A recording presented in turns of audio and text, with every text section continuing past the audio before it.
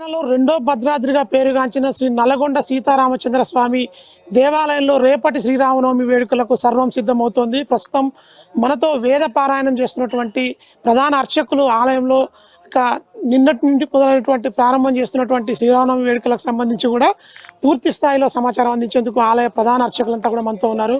Sir నమస్తే. ముందుగా శ్రీరామనవమి వేడుకలకు సంబంధించి అసలు ఆలయ విశిష్టత ఏంటిది, ఏం చేస్తారు, ఎప్పుడు ప్రారంభమైంది, ఎప్పటి నుంచి ఎప్పటి వరకు ఈ వేద మంత్రాలు కావచ్చు ఇలాంటి కార్యక్రమాలను ఎప్పటి నుంచి ఎప్పటి వరకు ఏమేమి కొనసాగిస్తారు? ఆపదాం అహపత్తారం దాతారం సర్వసంపదాం లోకాభిరామం శ్రీరామం భూయో భూయో నమామ్యహం. ప్రియ భగవద్బంధువులారా, ఈ యొక్క రెండవ భద్రాద్రిగా పేరుగన్నటువంటి యొక్క రామగిరి శ్రీ భరత లక్ష్మణ శత్రుఘ్న హనుమత్ సమేత సీతారామచంద్ర స్వామి ఆలయంలో నిన్నటి రోజు సాయంత్రము అంటే సప్తమి తిథి సాయంత్రం నుంచి ఈ యొక్క బ్రహ్మోత్సవాల కార్యక్రమము ఇక్కడ ప్రారంభమవుతుంది. ఇది ఆనవాయితీగా వచ్చేటువంటిది ఏంటంటే, ఈ రామాలయానికి ప్రతి సంవత్సరంలో ఈ యొక్క శ్రీరామ నవమికి ముందుగా ఈ యొక్క బ్రహ్మోత్సవ కార్యక్రమాలు జరగటం అనేది ఈ ఆలయం యొక్క ఆనవాయితీ. అయితే ఈ బ్రహ్మోత్సవాల కార్యక్రమంలో నవమి రోజు నాడు సీతారాముల కళ్యాణం చేయటం జరుగుతుంది. సీతారామ కళ్యాణ నవమి రోజు తదనంతరం తర్వాత పూర్ణాహుతి, చక్రస్నానం, రథోత్సవం ఈ కార్యక్రమాలు నిర్వహింపబడతాయి.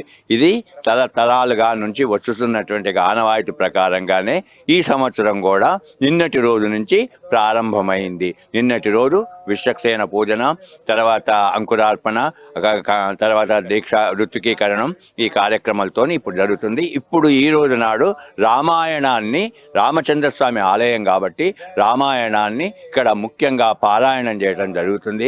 రామాయణం పారాయణంతో పాటు వేదాలు, తర్వాత దానికి సంబంధించినటువంటి యొక్క ఆ హోమానికి సంబంధించినటువంటి యొక్క వేద సూక్త పఠనం చేత ఈ హోమం జరపబడుతుంది.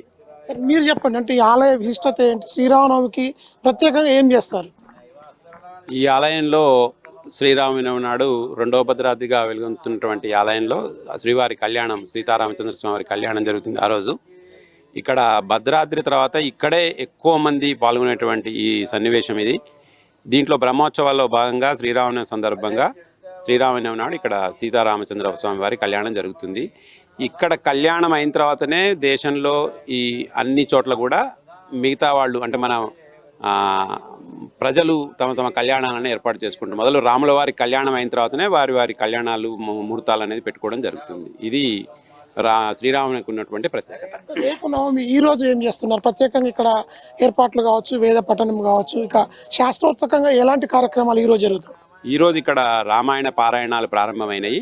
ఇక్కడ రోజు ఎలా అంటే మొత్తం 6 కాండల పారాయణాలు జరుగుతాయి. జరిగిన తర్వాత ఆ రోజు ఏ శ్లోకంతో పారాయణమైంది, మళ్ళీ చివరగా ఏ శ్లోకంతో ముగించినది స్వామివారికి విన్నపం చేయడం జరుగుతుంది. అదేవిధంగా పూర్ణాహుతి, నిత్య పూర్ణాహుతి జరుగుతుంది. ఇప్పుడే నిత్య పూర్ణాహుతి పూర్తయింది. తర్వాత ధ్వజారోహణ కార్యక్రమం ఈరోజు ఉంటుంది. గరుడ ముద్ద కార్యక్రమం కూడా ఉంటుంది. సాయంత్రం ఏమో ఎదుర్కోళ్ళు ఇవి ఉంటాయి. సాయంత్రం ఎదుర్కోళ్ళు ఉంటాయి ఈరోజు సాయంత్రము. ఇక్కడ గరుడ ముద్ద ప్రత్యేకత ఏంటంటే, ఈ గరుడ ముద్ద ఎవరైనా వివాహం కాని వాళ్ళు, సంతానం లేని వాళ్ళు ఆ గరుడ ముద్ద స్వీకరించినట్టయితే పెరుమాళ అనుగ్రహంతో వారికి ఆయా కోరికలు తీరే సాంప్రదాయం అనాది కాలంగా కొనసాగుతుంది. మీరు చెప్పండి, శ్రీరామనవమి విశిష్టత ఏంటి? బ్రహ్మోత్సవాల ప్రత్యేక కార్యక్రమాలు ఏం చేయబోతా ఉన్నారు? ఈ బ్రహ్మోత్సవాలు మనం 5 రోజులుగా చేసుకోబోతున్నాం. నిన్న సాయంత్రం సప్తమి నాడు ప్రారంభించుకొని కళ్యాణం మధ్యలో నవమి నాడు వచ్చేలాగా, చివరి రోజు కళ్యాణం నవమిలో వచ్చేలాగా, చివరి రోజు పూర్ణ మధ్యలో కళ్యాణం వచ్చేలా చేసుకుంటున్నాం. నిన్న సాయంత్రం అనగా సప్తమి నాడు సాయంత్రం పరిషత్ అంటే సభా ప్రార్థనతో ప్రారంభించుకొని విశ్వక్సేనారాధన, పుణ్యాహవచనం, రక్షాబంధనము, ఋత్విక్వరుణ, అంకురారోపణ, వైనితయ ప్రతిష్టతో దాన్ని రాత్రి పూర్తి చేసుకొని ఈరోజు పొద్దున్నే తొడంగాలు అంటే స్వామికి సంబంధించిన వేదాలు, ఇతిహాసాలు, పురాణాలు, స్తోత్రాలు, దివ్య ప్రబంధాలు అన్నీ స్వామికి సంబంధించిన అన్ని పారాయణలు కూడా పొద్దున్నే స్వామికి ఎక్కడి నుంచి ప్రారంభించిపోతున్నా విన్నపం చేసుకొని, ఇంకా అది అయిన తర్వాత హోమాలు, నిత్య హోమాలు అన్నీ పూర్తి చేసుకొని ధ్వజారోహణ సిద్ధమవుతున్నాం. అది ఇప్పుడు దాకా జరిగింది. ఇంకా సాయంత్రం నుంచి ఎదుర్కోలు భేరీ తాడనం. ఈ స్వామి వివాహానికి దేవతలందరినీ రమ్మని ఆహ్వానం సాయంత్రం. ఆ దేవతలందరికీ గరుడాల వారి ద్వారా మనం ఆహ్వానం చేసుకొని సాయంత్రం ఇంకా రేపు పొద్దున కళ్యాణానికి మనం సిద్ధపడతాం. ఆ కార్యక్రమాలన్నీ కూడా వరుసగా జరుగుతున్నాయి. బ్రహ్మోత్సవము లేదా కళ్యాణోత్సవములు అనగానే ఉత్సూతే హర్షమితి చ తస్మాత్ ఏష మహోత్సవ అని చెప్పి శాస్త్ర నియమం. ఏ అయితే మనం ఉత్సాహాన్ని కలిగిస్తుందో అదే దాన్నే ఉత్సవం, అదే బ్రహ్మోత్సవం. బ్రహ్మోత్సవం అంటే నలుగురికి ఆనందింపజేసేది, స్వామి ఆనందింపదగేది కనుక దానికి బ్రహ్మోత్సవం అని పేరు వచ్చింది. ఆ కార్యక్రమం బ్రహ్మోత్సవం ఇప్పుడు జరుగుతూ ఉందన్నమాట. ఇక లోక కళ్యాణం కోసం ఇప్పటికే మీరంతా కూడా ఆశీర్వచనం చేస్తున్న పరిస్థితి ఉంది. అంటే ఏం చేస్తారు? ముఖ్యంగా ఆశీర్వచనం చేసే ముందు మీరు ఏం చేస్తారు? అంటే ఇక్కడ కార్యక్రమాలు చేస్తూ రేపు కళ్యాణానికి ముందు, కళ్యాణం తర్వాత కూడా ఏం జరగబోతుంది? లోక కళ్యాణం కోసమే ఈ బ్రహ్మోత్సవం అంతా కూడా జరుగుతుంది. లోక కళ్యాణం కోసమే.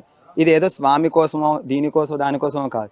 ఎప్పుడైతే మనం స్వామిని ఆశ్రయిస్తామో, ఇప్పుడు చూడండి, ఒక తల్లిదండ్రులు ఉన్నారు అనుకోండి, మన తల్లిదండ్రులకి ఎక్కువ సంతోషం. ఇప్పుడు సపోజ్ ఒక పిల్లవాడు ఉన్నాడు, స్కూల్కి వెళ్ళను అని చెప్పి బాధపడుతున్నప్పటికీ స్కూల్కి పంపిస్తారు తల్లిదండ్రులు. ఎందుకు? వాడంటే ఇష్టం లేదా? కాదు, వాడు బాగుపడతాడని చెప్పి పంపిస్తారు.